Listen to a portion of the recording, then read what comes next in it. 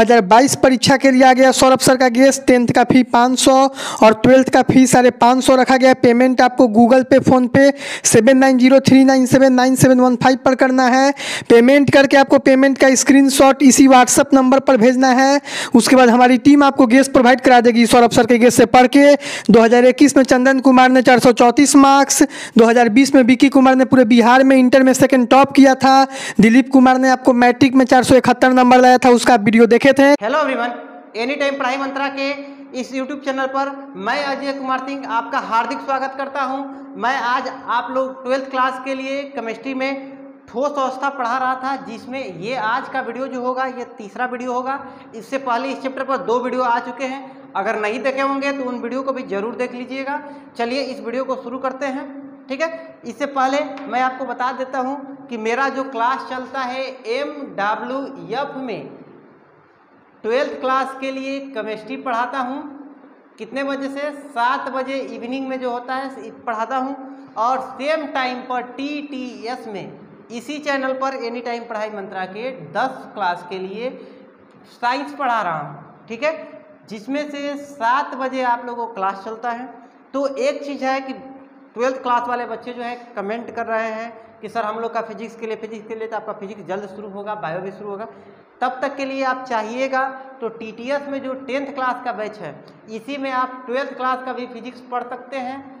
Same physics same to same जो optics chapter है 12th class में जो पढ़ना है वही चीज़ 10वां क्लास में भी पढ़ना है। तो यही चीज़ आप लोग को थोड़ा सा और विस्तार में पढ़ना है। तो आपको उस तरह से पढ़ाया जाएगा कि 10वां क्लास का पढ़ाई 12 क्लास के लिए भी आपको काम में आएगा। जो ऐड करने लायक है, मतलब उसमें से कुछ जो जानकारी एक्स्ट्रा पढ़ना है 12 में, उसको अलग से वीडियो बनाकर बता दिया जाएगा। तो बाकी वीडियो के लिए MWF में आप लोग को 12th क्लास के लिए केमिस्ट्री चलेगा और 12th क्लास के लिए कहिए फिजिक्स, तो वही जो है TTS में सेम टाइम पर मिलेगा, ठीक है। चलिए आज का वीडियो शुरू करते हैं। तो देखिए हम लोग को पढ़ रहे थे क्रिस्टल ठोस के बारे में ही हम लोग को पढ़ना है। जो देखिए ठोस अवस्था पढ़ रहे थे। ठोस अवस्था जो होती है 2 प्रकार की होती है, एक क्रिस्टलीय और एक अक्रिस्टलीय।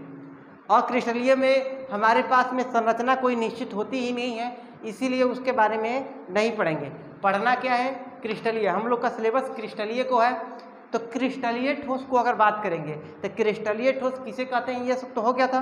तो इसके प्रकार की बात करेंगे तो अंतर आणविक बल के आधार पर, मतलब कि उसके अणुओं के बीच में जो बल लग रहा है उन बलों के आधार पर अगर बात करेंगे तो ये 4 प्रकार के होंगे। पहला में जब अणुओं के बीच में आकर्षण बल लगेगा तो उसे क्या बोलेंगे?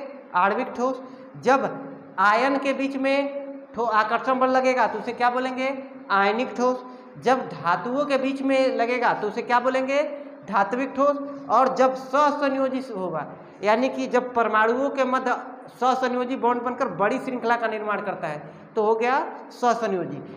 पढ़ाई में डाउट सबका सॉल्यूशन है डाउटनट। स्टूडेंट अगर कोई भी क्वेश्चन में आप फंस गए हो, क्वेश्चन नहीं बन रहा है, तो क्वेश्चन का आपको फोटो खींचना है, क्रॉप करना है और डायरेक्ट उसका आपको वीडियो सॉल्यूशन मिलेगा। चाहे वो क्वेश्चन आपका होमवर्क का हो, CBSE बोर्ड का हो, UP बिहार महाराष्ट्र बोर्ड का हो, क्वेश्चन 6 से 12 IIT JEE mains and advance NEET का हो, फिजिक्स का हो, केमिस्ट्री का हो, मैथ का हो, बायोलॉजी का हो, अगर नहीं बन रहा है तो तुरंत उसका आपको वीडियो सॉल्यूशन मिलेगा। साथ में कोटा के top faculty GB sir, NJ sir, Akanksha ma'am, Prince sir का आपको क्लास मिलेगा डाउटनट ऐप पर। 3 करोड़ छात्रों का विश्वास है डाउटनट ऐप। आज ही डाउनलोड कीजिए डाउटनट ऐप, लिंक डिस्क्रिप्शन में दिया गया है। जानेंगे उसको लेकर बात करते हैं। आणविक ठोस मतलब किसके बीच में बल लगेगा? अणुओं के मध्य में। अगर अणुओं के मध्य में आकर्षण बल लग रहा है तो आणविक ठोस। अगर हमारे पास में किसके बीच में लग रहा है? आयन के बीच में। तो जब आयन के बीच में लगेगा तो इसको क्या बोलेंगे? आयनिक ठोस। जब हमको किसके बीच में लग रहा है? धातु। अगर कोई धातु है या मिश्र धातु है तो धातुओं के बीच में जब आकर्षण बल लगेगा तो उसे क्या बोलेंगे? धात्विक। और आकर्षण बल किसके बीच में हो? परमाणुओं के मध्य हो। और परमाणुओं के मध्य जब आकर्षण बल होगा और यहाँ पर कौन सा बॉन्ड बनता है? सहसंयोजी बॉन्ड, सहसंयोजी आबंध। और साथ में यहाँ पर ये क्या होना चाहिए? एक बहुत बड़ा नेटवर्क का निर्माण होना चाहिए। जब बहुत बड़ा नेटवर्क बनेगा तो उसको सहसंयोजी ठोस या फिर नेटवर्क ठोस भी कहेंगे। बहुत बड़ा श्रृंखला बनना चाहिए। लेकिन परमाणु अगर छोटा रूप में रह गया, उतना बड़ा श्रृंखला का निर्माण नहीं किया, तो वह अणु बन जाएगा और तब उसी को क्या बोलेंगे, आणविक ठोस। एग्जाम्पल के तौर पर बात करें C6H6 बेंजीन है। यहाँ पर हम अगर बेंजीन की बात करेंगे तो बेंजीन की श्रृंखला इस प्रकार से ये दिखती है। ये अभी स्वसंयोजी बॉन्ड है लेकिन श्रृंखला बहुत छोटी है, इतना ही है ना, इससे बड़ा तो नहीं हो सकता है। तो जब ये श्रृंखला बड़ी नहीं हो सकती, इसका मतलब कि ये क्या हो गया, आणविक ठोस होगा। ठीक है, समझ में आ गया ये चीज़। चलिए इसको और बढ़िया से हम फिर से एक बार समझाते हैं आपको, एकदम आराम से, कोनो दिक्कत नहीं है, कोनो जल्दबाजी नहीं, एक एक चीज़ सीखेंगे एकदम विस्तार में, बाल का खाल निकाल देंगे, एक कहूँ चीज़ छोड़ेंगे नहीं इसमें। आणविक ठोस में अणु आपस में जुड़ेंगे, यहाँ पर आकर्षण बल जो होगा एक अणु और दूसरा अणु के बीच में होगा, तब जाके उसको क्या बोलेंगे, आणविक ठोस।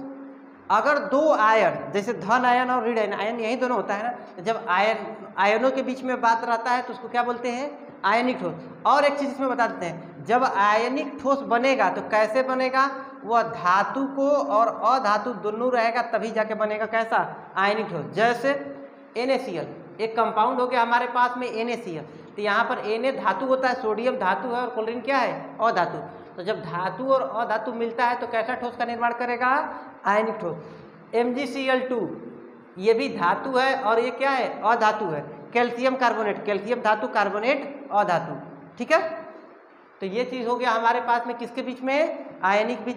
धातु जितना रहेगा जैसे लोहा, टीना, ये सब कैसे हो जाएंगे, धात्विक ठोस। स्वसंयोजी में परमाणु जुड़ेगा, जैसे कार्बन का बहुत बड़ा श्रृंखला जो होगा ग्रेफाइट हो सकता है, हीरा हो सकता है, सिलिकॉन कार्बाइड हो सकता है, तो ये सभी क्या होते हैं, स्वसंयोजी ठोस होते हैं। समझ में आ गया बात, इतना के लिए बेसिक तो समझ में आ ही गया ना कि अणु जुड़ रहा है। ठीक है, अगर हम बात करते हैं एक एक को लेकर, जैसे पहले हम किसको लेकर बात करेंगे, आणविक ठोस को लेकर।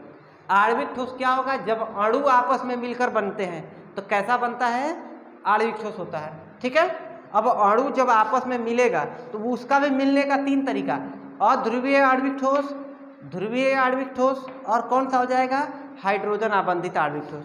पहचानने के लिए हो गया कि आणविक ठोस यानी अणु जब आपस में मिल रहे हैं तो यहाँ पर अध्रुवीय भी होगा, ध्रुवीय भी होगा और हाइड्रोजन आबंधित। इसको आराम से अगर इजी वे में समझना होगा तो जब एक ही जैसा रहेगा तो अ का मतलब होता है नहीं और ध्रुव का मतलब होता है प्लस और माइनस, यही ना प्लस, कि जब एक ही यौगिक में अगर एक हिस्सा प्लस हो एक हिस्सा माइनस होता है तो वो ध्रुव बन जाएगा, नॉर्थ पोल साउथ पोल। ठीक है, तो अगर ध्रुव नहीं बनता है तो उसे क्या बोलेंगे, अध्रुवीय।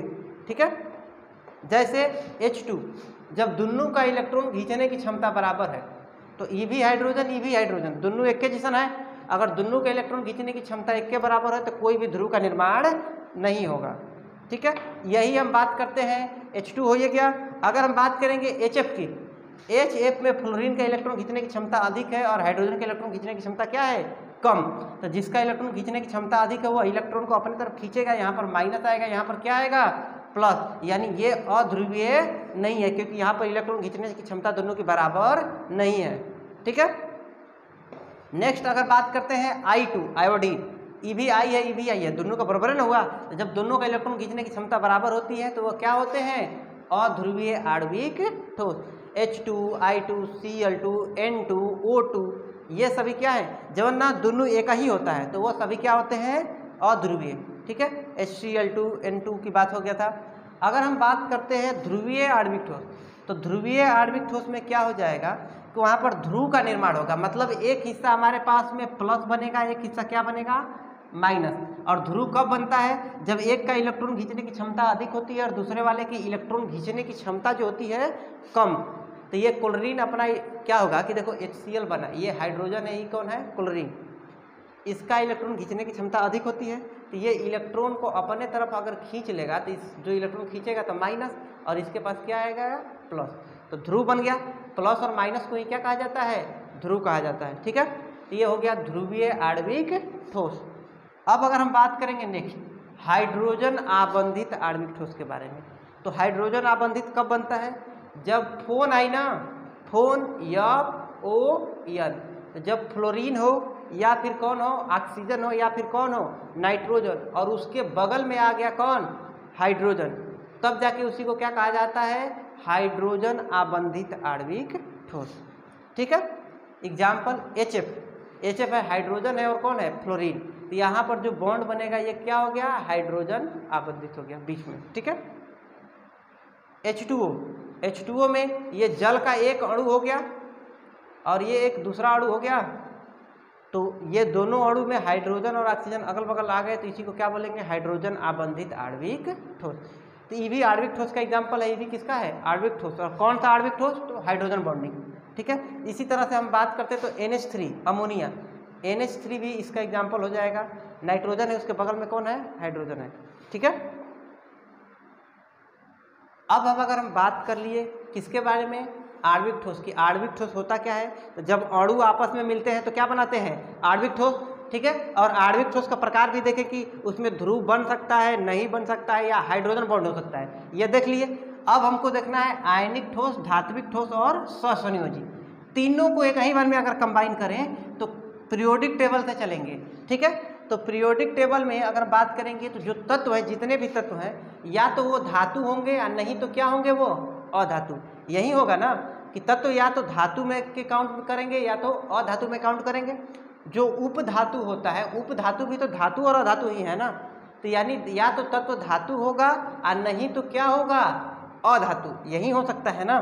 तो देखिए, तो हमारे पास में धातु धातु के साथ भी जुड़ सकता है, अधातु धातु के साथ भी जुड़ सकता है, या अधातु अधातु के साथ, यही हो सकता है ना। जैसे कि क्लास में एगो लड़का, ठीक है, ये लड़का है, इसके भाई मूछ है, ये मूछ हो गया, ठीक है।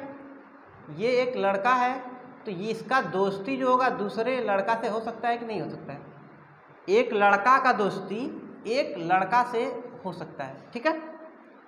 एक अगर क्लास में लड़की है, कोई लड़की, ये लड़की थोड़ी मोटी बनाते हैं एकदम, ये लड़की है, ठीक है, ये लड़की है। अगर ये लड़की है तो इसका जो दोस्ती होगा, इस लड़की का किसी दूसरे लड़की के साथ दोस्ती हो सकता है, ठीक है। इस लड़की का दोस्ती जो होगा ये किसी दूसरे लड़की के साथ हो सकता है। ये लड़की, ये दूसरी लड़की, मोटी लड़की, पतली लड़की। तो लड़का का दोस्ती लड़का से हो सकता है, लड़की की दोस्ती लड़की से हो सकती है।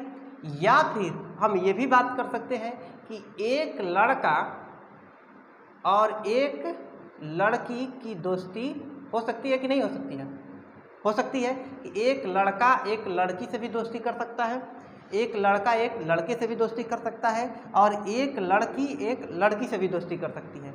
तो जैसे हो गया कि एक लड़का एक लड़की के साथ दोस्ती कर सकता है, वैसे ही ये बॉन्ड जो होगा किसके किसके बीच में बन सकता है, धातु और धातु के बीच में। वैसे ही लड़की और लड़की के बीच में जैसे दोस्ती हो सकता है, वैसे ही दोस्ती किसके किसके बीच में हो सकता है, अधातु और अधातु के बीच में।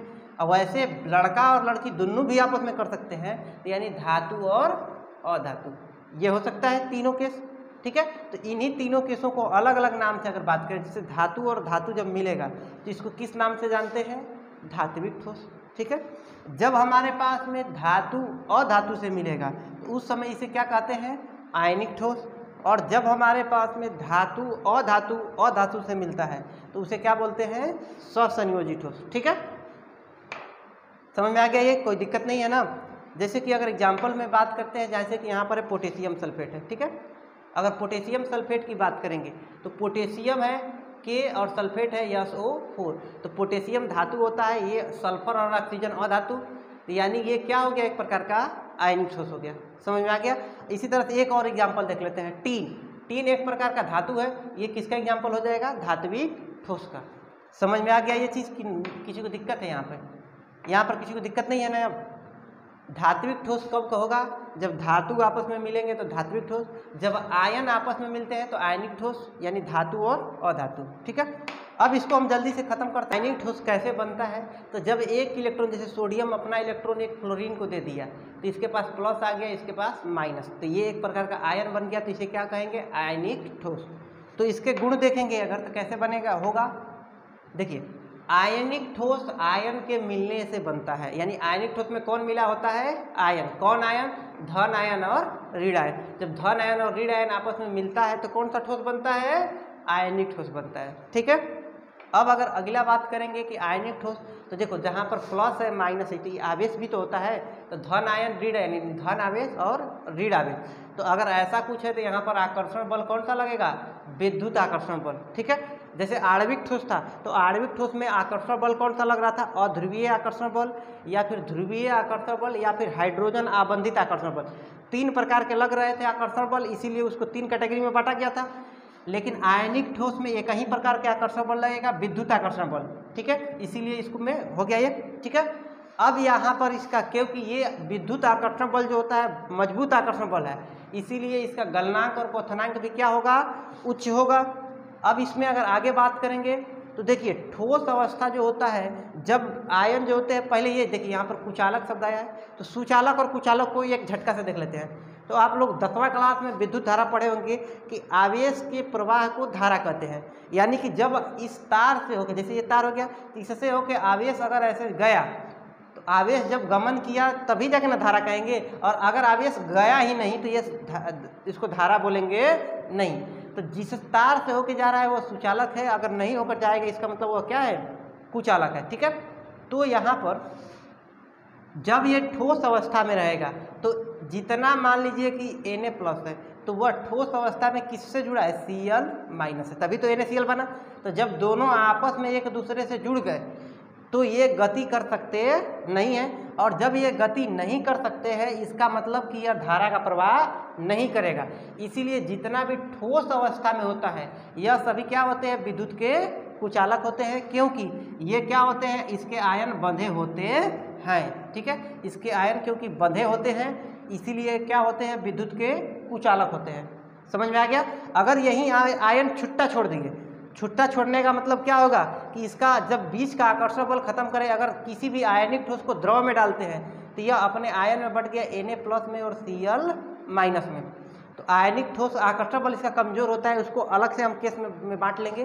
तो जितने आयनिक ठोस होते हैं वह अगर द्रव में डालेंगे तो उसका आयन टूट जाएगा, तो इसीलिए वह द्रव अवस्था में क्या होते हैं, विद्युत के सुचालक होते हैं, क्योंकि उसका आयन जो होगा Na+ अलग हो जाएगा और Cl- क्या हो जाएगा, अलग। और जब दोनों अलग अलग हो गए तो ये अलग गति कर सकता है, ये भी अलग गति कर सकता है, लेकिन जब दोनों एक दूसरे से जुड़ जाएगा तब ये गति कर सकता नहीं है। तो ये क्वेश्चन भी पूछता है कि आयनिक ठोस अवस्था में विद्युत के कुचालक होते हैं, लेकिन द्रव अवस्था में विद्युत के क्या होते हैं, सुचालक होते हैं। क्यों? क्योंकि ठोस अवस्था में इसके आयन बंधे होते हैं जिसके कारण से ये गति करते नहीं है, लेकिन द्रव अवस्था में ये अपने आयन में बढ़ जाता है जिसके कारण से इसके आयन क्या करते हैं, गति करते हैं, ठीक है। चाहे ये भी क्वेश्चन पूछता है ऐसा कौन सा ठोस है जो विद्युत ठोस अवस्था में विद्युत का कुचालक होता है लेकिन द्रव अवस्था में विद्युत का क्या होता है, सुचालक। तो कौन सा ठोस हो जाएगा, आयनिक ठोस। इसके एग्जाम्पल के थ्रू भी बोल देता है कि NaCl क्या है, ठोस अवस्था में कुचालक है, जबकि विद्युत द्रव अवस्था में क्या है, विद्युत का सुचालक है। समझ में आ गया आयनिक ठोस, कोई दिक्कत नहीं है ना। चलिए अब हम देखते हैं किसके बारे में, धात्विक ठोस। धात्विक ठोस जितना धातु हो गया, जैसे कि सोना हो गया, वर्षा हो रहा है एकदम लगातार झमझम, ठीक है, या फिर कड़ी हो गया, या फिर रॉड हो गया जो पानी गर्म करने वाला था, तांबा हो गया, लोहा हो गया, सोना, ये सभी क्या है, धातु है। इन सभी को क्या कहा जाता है, धात्विक ठोस कहा जाता है। समझ में आएगा। जो अब धातु और धातु पड़े हैं ना, जो धातु वाला गुण है वही है, सेम टू सेम, कुछ भी अंतर नहीं है। तो ये क्या होते हैं, धात्विक ठोस, धातु से मिलकर बनने वाले होते हैं, ठीक है।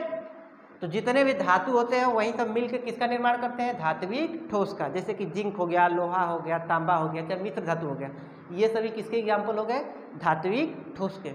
और इसमें क्या होते हैं, मुक्त इलेक्ट्रॉन पाए जाते हैं। तो जितने भी धात्विक ठोस होते हैं उसमें मुक्त इलेक्ट्रॉन, धातु में होता है ना कि धातु क्या कर सकता है, अपना इलेक्ट्रॉन दूसरे को दे सकता है। अब अगर धातु, जितना भी धातु का गुण है सब यहाँ पर धात्विक ठोस, कि धातु विद्युत का सुचालक होता है, यानी धात्विक ठोस क्या होते हैं, विद्युत के सुचालक होते हैं।